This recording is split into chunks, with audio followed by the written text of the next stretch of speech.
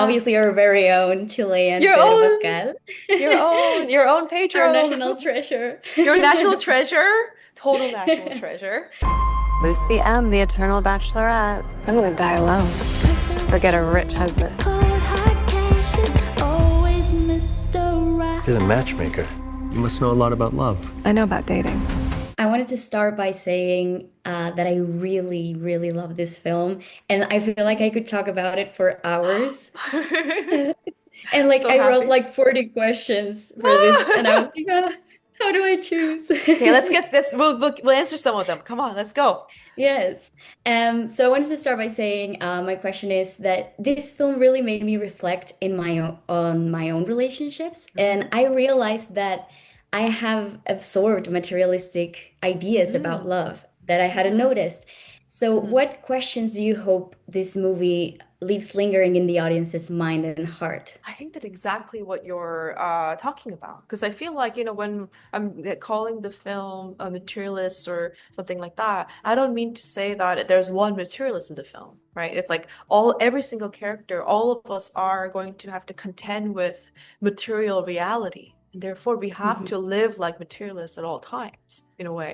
And a part of it is that we also have to, including myself, all of us have to contend with the way that we are built to be thinking about the material reality and therefore materialistic. So I think that Mhm. it is, I think exactly the reaction you had is the reaction that I would want, for us to really just get to really think about it again and to really feel it Mhm. again, to be like, huh, I wonder where I started to believe that. I wonder why I Mhm. started to want that from a place that is as holy as love. Why did I start asking for that when it comes to love? Right? When love is supposed to be an ancient mystery and a holy miracle. I love Yeah. that.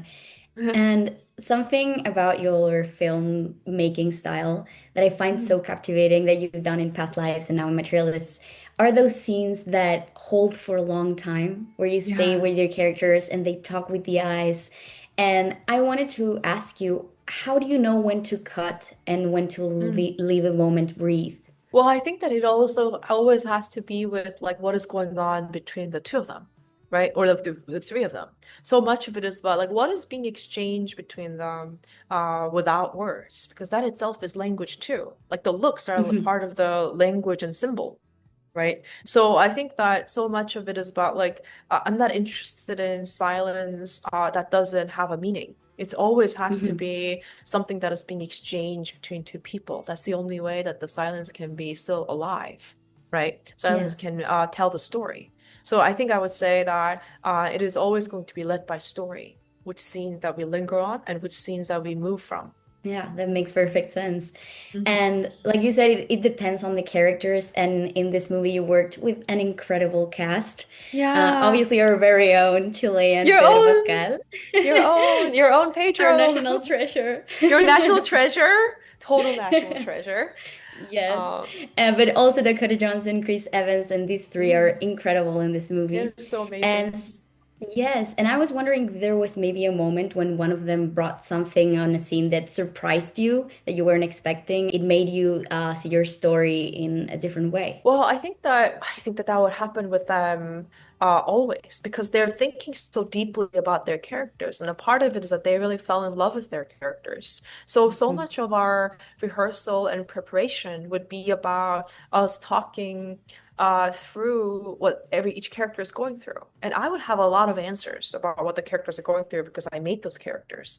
But Mhm. eventually, the actors start to become authorities of their own characters too, right? So I think that I would say like every day, of course I'm talking to Pedro's people. There's a moment where I had a thought about, that amazing moment where Harry picks up the name card and then he flips it Mhm. over the shoulders. That was something that Pedro came up with. Because the thing is, it's like, well, Mm. we're talking about the feeling of it. We're talking about like how he is just completely this effortless, always been powerful and rich kind of a person, and he is just sort of showing up, and he's messing up the table cards, right? Like he's kind of like, he's like Owning the changing. place. Yeah, he's owning the place. He's like changing the cars around so that because he wants to sit next to her, so he's just gonna do it. So part Yeah. of like that attitude, I think that my thought was like, well, he just maybe replaces it, and he's like, he held it and he was looking at it and he said, and then I don't care. and then the whole set laughed. We all laughed. I was like dying. I was so happy. And I was like doing exactly like that forever. And then so it was this amazing thing where we just got to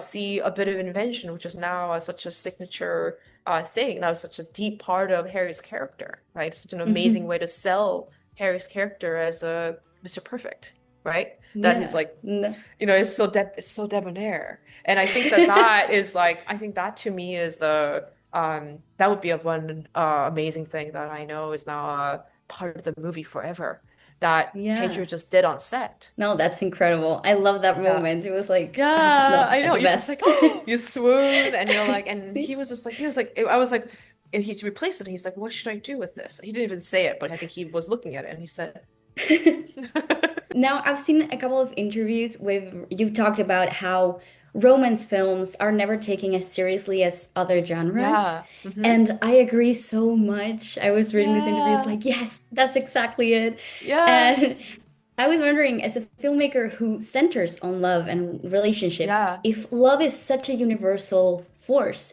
why do you Mhm. think stories about it are still dismissed Mm. as trivial? Well, I think it's a couple things. I think that it is, when they say like, part of it that I think is that love is a thing that troubles even the most powerful and rich and smart. So there's no amount of university. You might be like, I know everything. I have a university education. I have this education. I have this much money. I have this powerful, and you can sort of live your life like you know everything.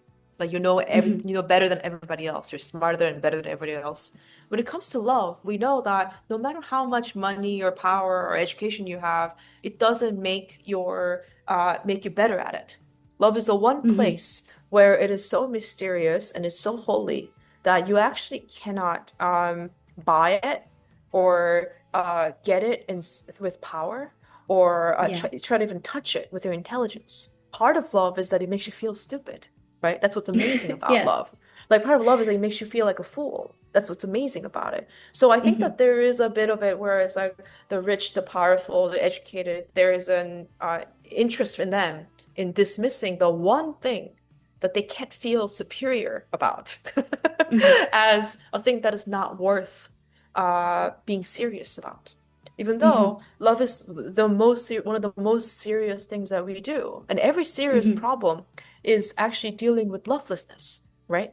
Every serious Yeah. problem, war, hunger, everything is about actually systematic and personal lovelessness that is happening Mhm. at such a wide scale. So to say that love doesn't matter, or to say that the love is not an important topic, and that it is also is just simply not true.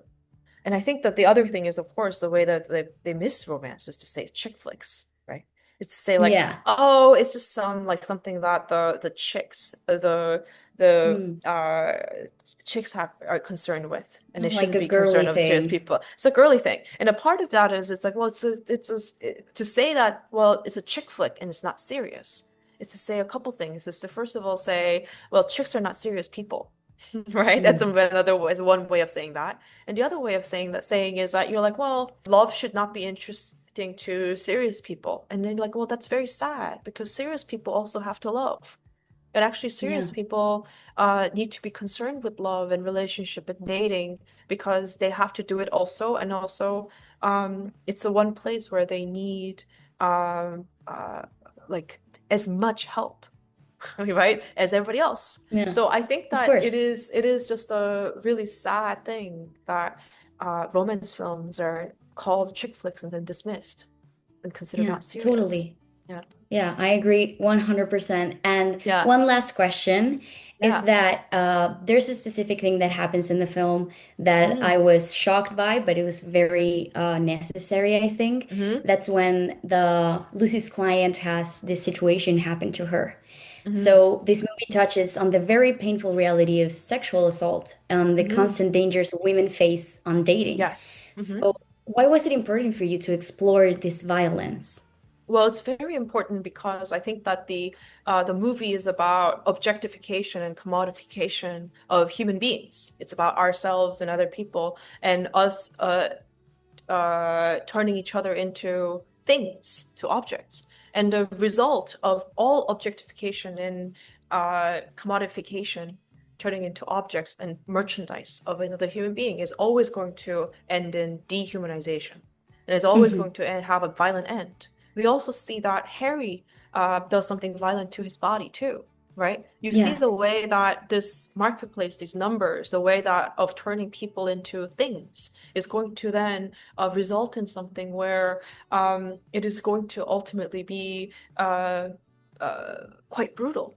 And I think that was Yes. absolutely something that we had to express. And the thing is, like, if it feels like it is I hope you're so lucky that it was not a part of your dating experience to think about Mhm. sexual assault always. Like Yeah, think about this. of Like course. we go on our first date ever, and then it's on our mind, right? It's like that's Mm. because and it's something that we think about every time that we encounter any kind of a romantic situation. It's something that we're very Yeah. aware of. And the thing is, it's like to say, and I think that the recent statistics that I read is that 1 in 3 women in their lifetime experience sexual assault, right? And that's, of course, probably an underreporting, right? And Yeah. the thing about it is that, well, the characters, it's already built into the film from the beginning. So the characters' names are, do you know the song Lou Reed's Satellite of Love? Do you know the Oh, no, song? I don't. Sorry. So, it's okay, but there's a song, and the song goes Monday, Tuesday, Wednesday, Thursday, Harry, Mark, and John. And so the names of these characters have always been Harry and John. And of course, the person who Mhm. assaults Sophie is the character named It's Mark, Mark. right? Yeah. So the part of it Wow. is that it was always about the 1 in 3 women.